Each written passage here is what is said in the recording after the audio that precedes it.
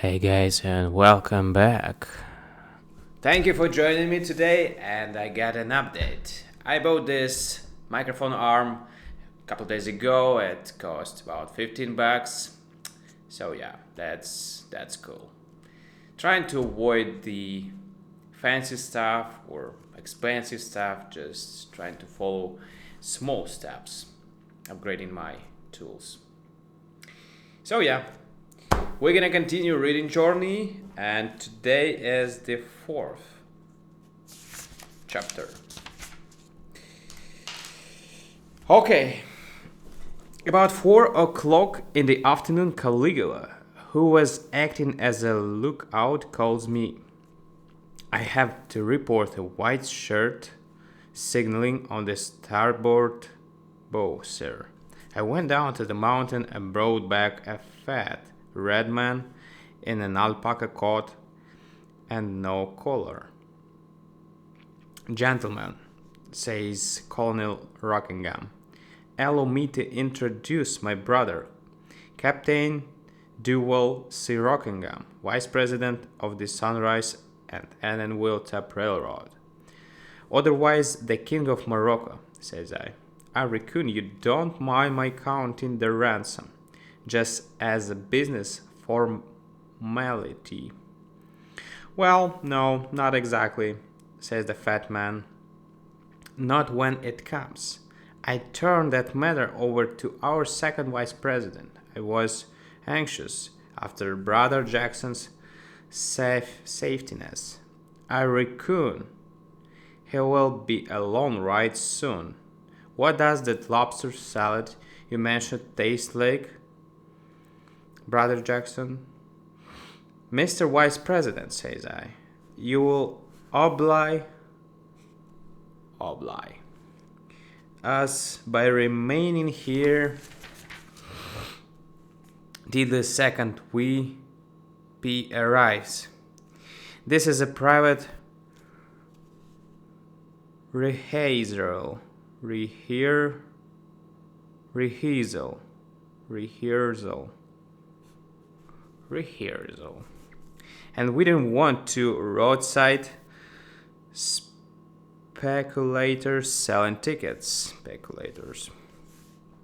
In half an hour, Caligula signs out again. Sail, ho, looks like an apron on a broomstick. I preambulated down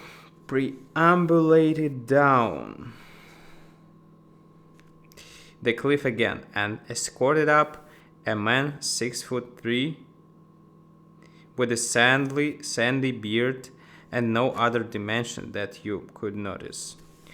Thinks I to myself, if he's got $10,000 on his person, it's in one bill and folded lightwise.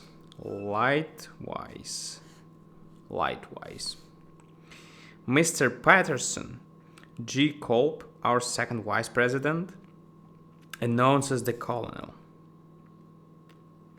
Glad to know you, gentlemen, says this Cobley. I came up to disseminate the tidings that Major Tallahassee Tucker, our general passenger agent, is now negotiating a peach crate full of our railroad bonds with the Perry County Bank for a loan. Peach crate.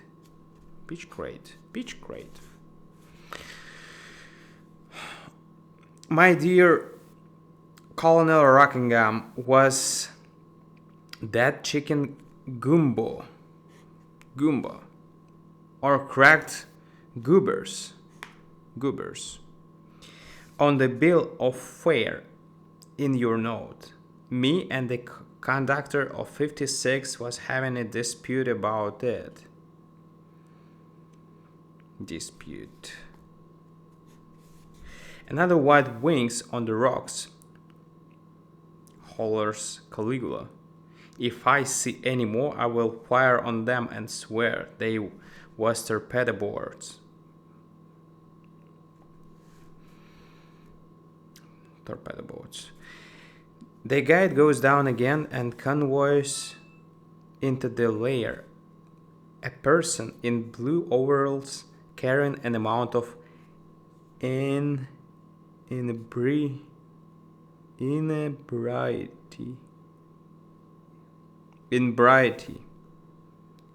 and a lantern.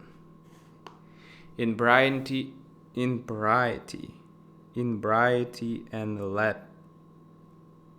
a lantern. Inebriety and a lantern.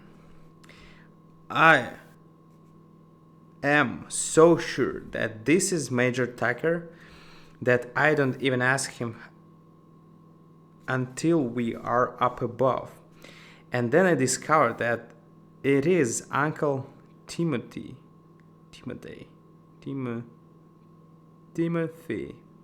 the yard switchman at Edenville, who is sent ahead to flag our understandings with the gossip that Judge Pendergast, the railroad attorney, is in the process of mortgaging Colonel Rockingham's farming lands to make up the ransom. Hold a sec, guys. Sorry.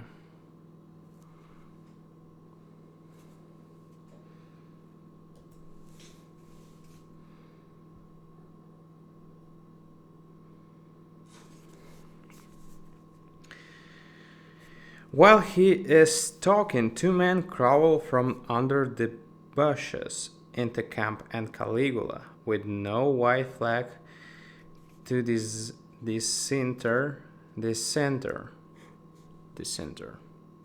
him from his plain duty, draws his gun. But again, Colonel Rockingham intervenes and introduces Mr. Jones and Mr. Batts, engineer and fireman, to train number 42. Excuse us, says Batts, but me and Jim have 100 squirrels all over this mountain, and we don't need no white flag. Was that straight, Colonel, about the palm pudding and pineapples and real store cigars? Towel on a fishing pole in the offing. Owls, Caligula, owls. Suppose it's the firing line of the freight conductors and brakemen. My last trip down, says I, wiping off my face. If the S&ET wants to run an excursion up here just because we kidnapped their president, let them. We'll put out our sign. The Kidnappers Cafe and Trainman's Home. This time I quote Major Tallahassee Tucker by his own confession.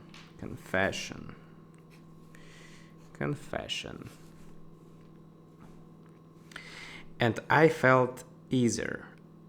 I asked him into the creek so I could drown him if he happened to be a truck walker or caboose porter. All the way up the mountain he traveled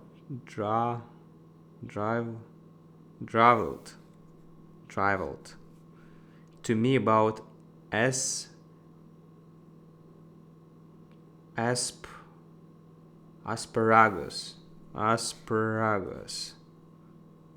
on toast, a thing that his intelligence in life had skipped. Up above, I got his mind s- segregated segregated from food and asked if he had raised the ransom.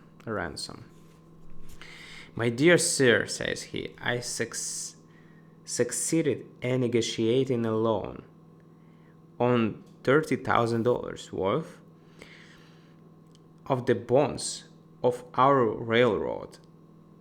And never mind just now, Major, says I. It's all right then. Wait till after dinner and we'll settle the business. All of your gentlemen, he continues to the crowd, are invited to stay to dinner. We have mutually trusted. Mutually. Trusted one another, and the white flag is supposed to wave over the proceedings. The correct idea, says Caligula, who was standing by me.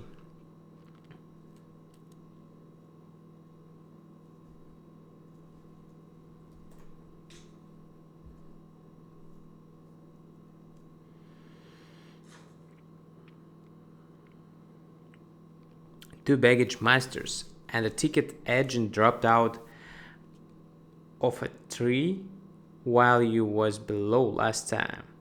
Did the major man bring the money? He says, I answered, but he succeeded in negotiating the loan.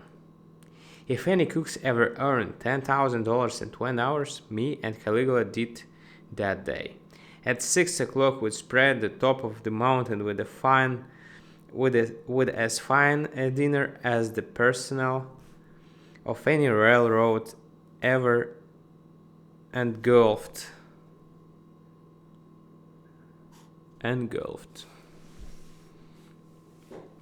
We opened all the wine and concocted entries.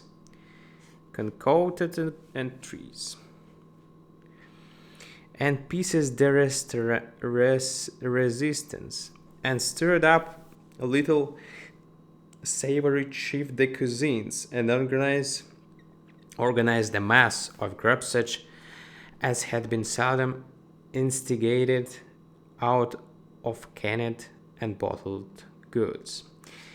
The railroad gathered around it, and the wassail, and the versions was intense. After the feast, me and Caligula in the line of business takes Major Tucker to one side and talks ransom. The major pulls out an agglomeration of currency about the size of the price of a town lot in the suburbs of Rabbitville, Arizona, and makes our outcry. Gentlemen, says he, the stock of the Sunrise and Edenville Railroad has deprecated some. The best I could do with $30,000 worth of the bonds was to secure a loan of $87.50 on the farming lands of Colonel Rockingham Jungle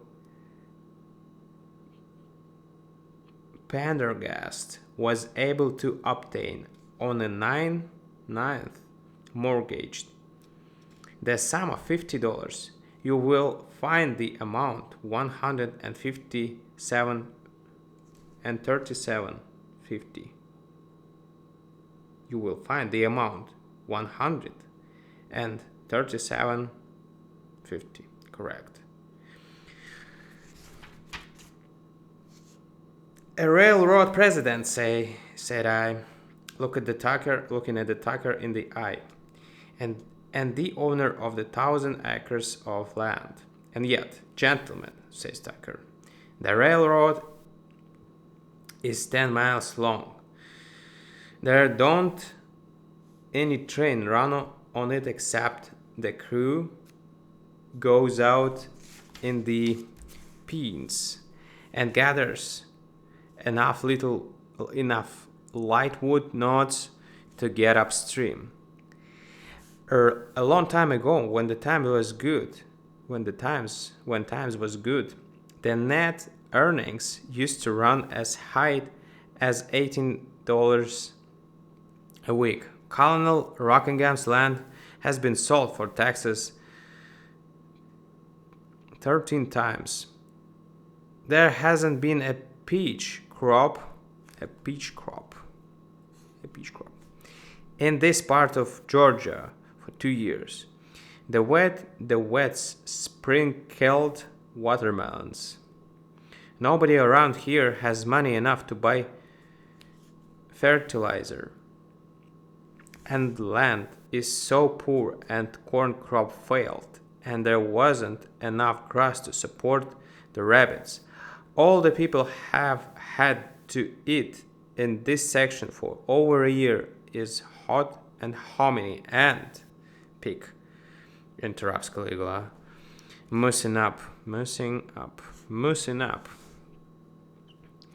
his red hair.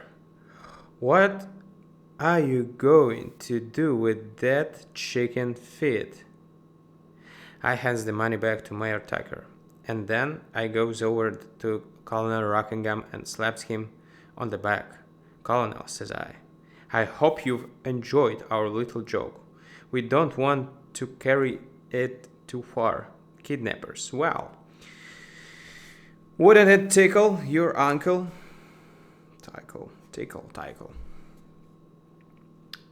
My name's Ringleldar, and I'm a nephew of Choice-Depew. My friend's a second cousin of the editor of Puck. So you can see, we are down south, enjoying ourselves in our humorous way. Now, there's 2 quarts of cognac to open yet. Cognac to open yet, and then the joke's over. What's the use to go into details? 1 or 2 will be enough. I remember Major Tallahassee, Tucker playing on Jew's harp, and Caligula waltzing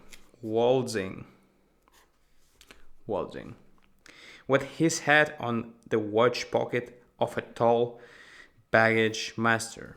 I hesitate to refer to the cakewalk done by me and Mr. Patterson G. Coble with Colonel Jackinson T. Rockingham between us. And even on the next morning, when you wouldn't think it possible, there was a consolation for me and Caligula.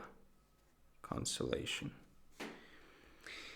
We knew that Raisuli himself never made half the hit with Budrick Harris that we did with the Sunrise and Edenville Tap Railroad. Cool story, guys. See you tomorrow on the next one. Thank you. Bye.